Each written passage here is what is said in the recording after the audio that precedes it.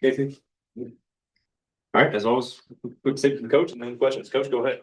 Yeah, it was a really good series. A lot of different scenarios, and coming back first day, and then kind of holding on, and then today letting the lead slip in the ninth, and rallied there in the bottom of the ninth to win it. So hopefully we learn a little bit about uh, ourselves, and I do feel like that we have no problem playing from behind, or we just don't panic too much. We've got a pretty good team, pretty good lineup, and it all started today with Landon pitched really well, and just kept him off balance. Gave us 6 1/3, and I think he went into the seventh inning with about 80 pitches somewhere in there, and we were hoping he could get a couple quick outs, but didn't happen.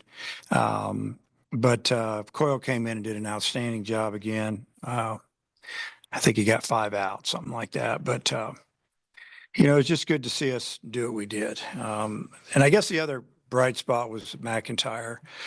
Came in a really tough spot. When I gave him the ball, I said, "Don't worry about the runner on third.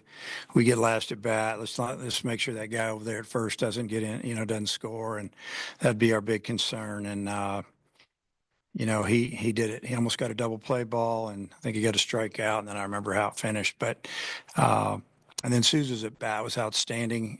He laid off the 2-2 slider down and in, the one he's been swinging at like crazy. There was a ball. He took it, and it went to a full count. And then he got the same pitch, but it was elevated for kind of a get me over strike, and he hit it right back through the middle, just the way you draw it up. And then we were off and rolling. But we got some guys swinging it really well. We got some guys that didn't swing it well this weekend, and we'll try to get that ironed out the next day or two. But overall, it's a really good weekend for us. Didn't give them anything, didn't walk very many people in the last 4 games, and didn't make a physical error. So that's always good to see.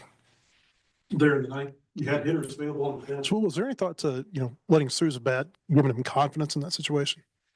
Not letting him bat? No. Like by letting him bat, you were giving him some confidence in himself. Yeah. I was going to let him hit, because he's been working hard. He sat all game. I put him in, just to get the youngster out of there, the freshman, and put more experienced guy in defensively at a 2-run lead. But at the same time, I didn't have a problem with him hitting at all. And if we don't score that inning, we got the bottom of the 10th, and that would have been the last inning. Just looking at that clock out there, and I don't like playing baseball with a clock, and that's why I don't coach basketball or football. I don't like the clock.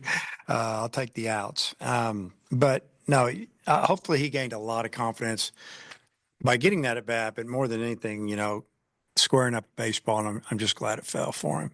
All the pitching changes and everything, were you getting worried that you might not get to the 10th if you needed it? No, but I thought about it for real quick, and I thought, I've coached a lot of games. I've never had a tie, which it's kind of unheard of, really. I thought, well, this could be the first one, but once we loaded the base with no outs, I was feeling pretty good. I think he didn't have a good day today at the plate, and he'll tell you. The great thing about him, when he has a bad day at the plate, he doesn't take it to the field, man. He still makes play after play. And, when he didn't get him in and Maxwell had left matchup, it really doesn't matter to Logan. That's one reason I hit him in the 3-hole. He can hit lefties just as well as he hits right-handers. And then Vouch, he hit 2 on Friday.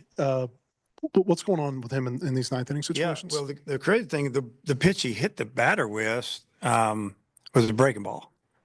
And that was frustrating because he blew him up, blew the first 2 fastballs by him, and figured the guy was going to cheat out there. We were wanting him just to bounce it. And, he was way off on it. And, the first hitter, he had him down 2 strikes, and then we threw him a fastball and give the hitter, a little credit there. He smoked the ball through the 4-hole, Oppo. And, I don't know. I don't know what's going on with them. But, if they get hits, you can live with that. A walk every now and then, but, hitting guys, especially when you're ahead in the count like that, it's not a good thing.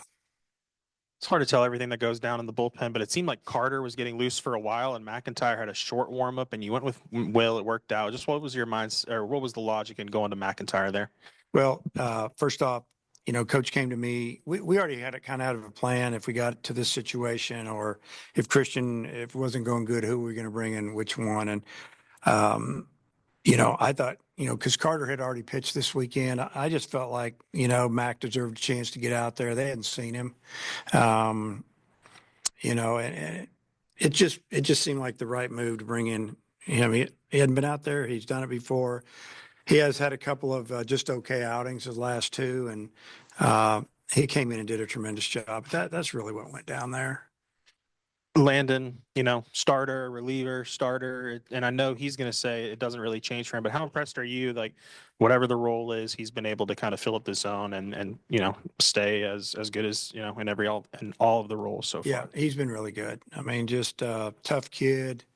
He doesn't care if it's 80 or 30 degrees out there. He's pitching all of it coming from the north, and didn't complain that he didn't start a game last week or whenever, and just got on the mound and did what he does. And he pitched, and like I said, it looked like he's still rolling there at the end of 6. Going to try to get him through the 7th with. I would end up throwing 92, and I think he probably was right at 80. And even if he just got a couple of outs, and then once he got to about 90, we said that's good. Honestly, I think he probably could have finished it, but Parker Cole came in and did a great job. Yeah, the immaculate inning from Parker. I mean, he was pretty fired up about it. How cool is that of a moment to see for a guy that's worked really hard to get here? Yeah, I'm glad I didn't jinx him because I said something with 2 outs and 0-2 count on it. I turned to coach and said something. I don't know if that's like the no hitter, but he got it anyway. So, yeah, I don't know if I've seen it. Honestly, if I have, I don't remember it. I mean, I've had some really good pitchers here and throughout my career, but I don't remember it. I know we've talked about it a lot lately. We almost had one in the last year or two, but it didn't happen. And then to see him get that out, that was big for him, and he deserved that. I mean, we knew that was it. He wasn't going to pitch the 9th, so for him to get that emotional was okay with me. If he was having to go back out in the 9th, I would rather have had him throw a ball right there. But since we knew he wasn't, I'm glad he got it.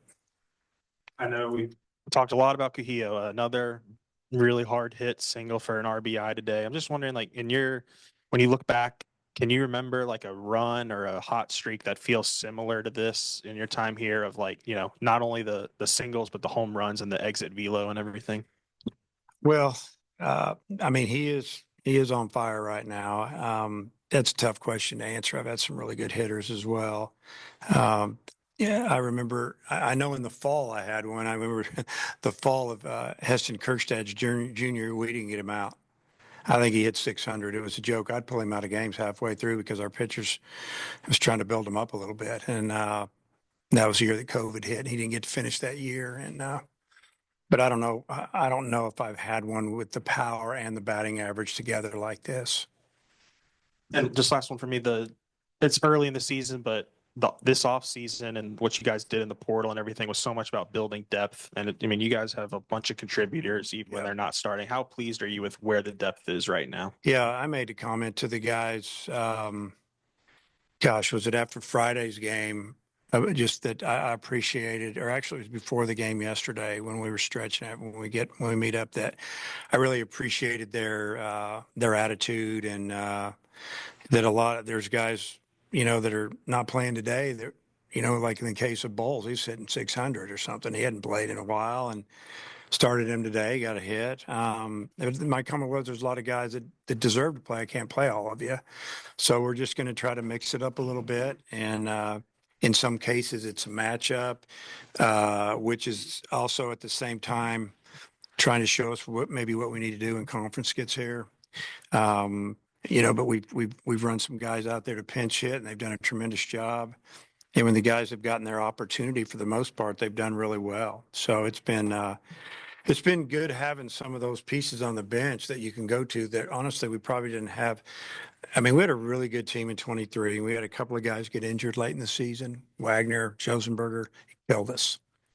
We were rolling, and Wagner gets hit in the hand midweek game. Josenberger pops a hamstring at Georgia, like game 1, and we never really got it going again. We didn't have the bench that we have now to replace those guys. I mean, it was a big loss. And now, somebody's tweaked or has is sick or tired, it's not a drastic thing, at least as of now. So it's nice having those. It, gives us as coaches get a chance to manage the game a little bit more and think an inning or two down the road. And, do you want to take this guy out because somebody's a little better defender, but then you're thinking, what if they tie it up? He might get up again in the ninth. Because all those things were going through my head in the seventh inning. Took a couple of guys out, left a couple of guys in, and it worked out. I don't think Parker Coyle's given up an earned run this year, and you're pitching him twice on the weekend usually. What's been the key to his success? Well, number one, he's throwing a lot of strikes, and so he's got a good cutter now, and then you saw, in the 3 strikeout inning, he actually featured a little bit of the straight fastball there, and it, after throwing a lot of cutters the other day, that's running in on those right-handers, and it was good. It starts that down the middle, it ends up 4 or 5 inches inside, and if they swing at it, it's hard to square it up, and then it makes his fastball look a lot harder.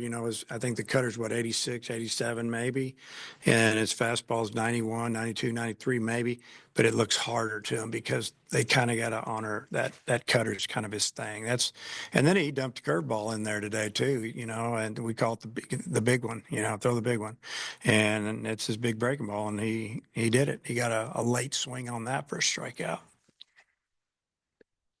Coach, that's your job. Okay, thank you. Okay.